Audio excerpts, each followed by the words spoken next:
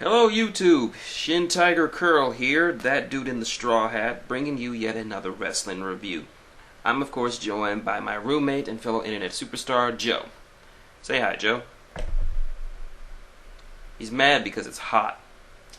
Well, this is my first TNA Impact review in a long while. Tonight signifies the beginning of the Bound for Glory road. You know what that means. It also signifies the beginning of the end before I join the WrestleCast boycott of TNA, as I said in my previous Impact review. So don't get used to these Impact reviews. They won't be lasting. So anyway, it's Thursday. It's the Thursday after No Surrender, which I did not watch. Who won the Bound for Glory series? And what does the world title picture look like now? I got my notes. Let's get started. Ric Flair comes out of the ring, and he calls out Sting. So that's right. Tonight it will be Sting versus Ric Flair. A match no one wanted to see for a match no one wanted to see. That's right. If Flair wins, Sting must leave TNA and retire for good. If Sting wins, he gets Hulk Hogan at Bound for Glory. There are no words. Really. Next up, even though the promo was great, I don't want to spend too much time on it. Next up, Jeff Hardy makes his backstage return. If you didn't watch last week, Jeff Hardy made his return after getting a second chance after his disastrous world title match with Sting at Victory Road. Yeah, that match. And more on tonight, we'll see various reactions from people about Jeff Hardy's return. After this, we get our first match.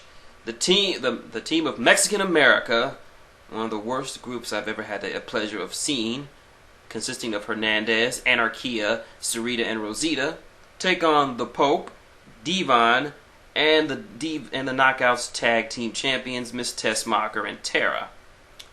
This was just a standard match. Nothing more than I can say about it. It was just pretty bland. Not really. I don't know what to say about this match. But in the end, the team of Pope, Devon, and the Tag Champs win the day. Next up, backstage, we have more Karen crap. Because if you hadn't heard, Karen Angle has been made the new head of the Knockouts. And tonight she announces that they will have a Queen's series of matches. I don't know what the fuck they call it. I don't care.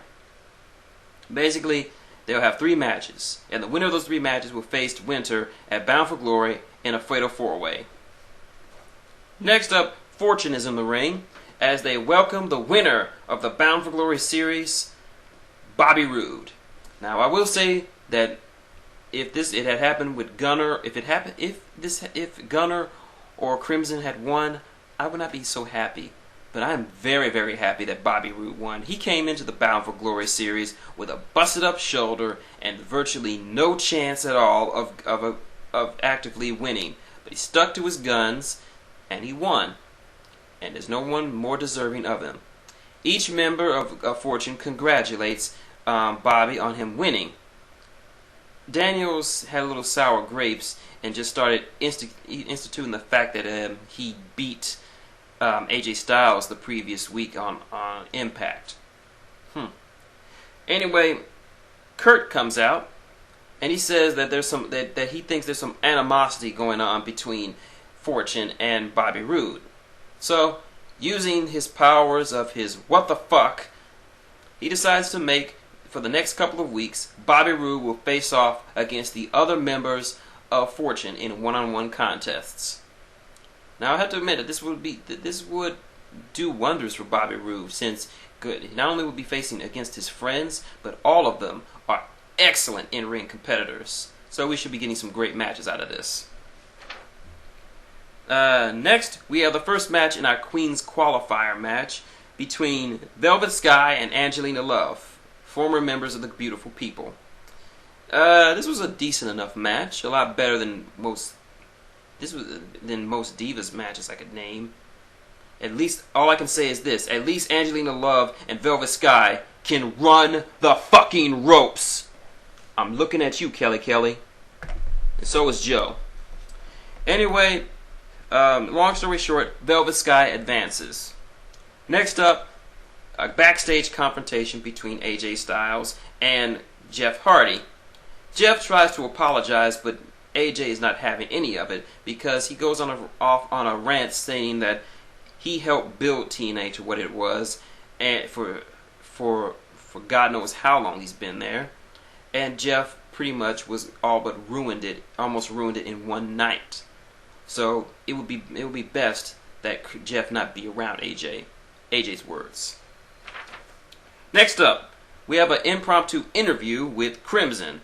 If you remember, the undefeated Crimson was taken out by Samoa Joe and had his leg broken. He says that he suffered a hairline fracture and he'll be back in 2 weeks. Someone needs to end this streak. Next up, a return match from No Surrender. Samoa Joe versus Matt Morgan. Submissions match. Now, of course, Samoa Joe's stock in the company has fallen so low, I doubt this guy could make Savion Glover tap. But surprisingly enough, Joe wins with a modified figure 4 ankle lock. I don't know what to call it, but it looked pretty impressive. So, next up, we have another backstage confrontation between Jeff and Devon. But this one goes a little bit more interesting because while Devon was yelling at him, he was doing it in a much more friendly fashion. I mean, as you know, Jeff and Devon have been rivals for good knows how long. They've known each other for years. I mean, they had one of the greatest tag team matches in the history of WrestleMania in WrestleMania 2000. I mean, the history speaks for itself. So these two got deeper history than Jeff has with AJ Styles. Devon said in no certain terms that even though everybody else is against Jeff Hardy right now, he still sees him as a friend. But he will only take his bullshit only so much. And I know how that feels. I've dealt with a lot of my friends' bullshit when they don't listen to what I have to say and make big mistakes. But he also let him know that he has his back when he needs it. But if he fucks up again, he won't hesitate to put him through the fucking wall. So, actually, I like this. I liked it a lot. It shows the bond that developed between Devon and Jeff. Next up, Bobby Roode versus his first of his opponents from Fortune, Kazarian. This was an excellent match. But of course, it's Bobby Roode and Kazarian. You're going to have a great match. Bobby Roode stuck to his Mr. Perfect-esque in-ring style, while Kazarian used his more high-flying offense. It was a great back-and-forth match. Bobby Roode wins with a crossface. Haven't seen one of those in a while. But I hope that remains his finisher, because that double-A spine buster really isn't doing it for him. So, he wins. Kazarian is a little mad at first, but then he tells him, "You're ready." So, there's that. And next week, Bobby Roode will have to face the fallen angel, Christopher Daniels. We'll see how that goes.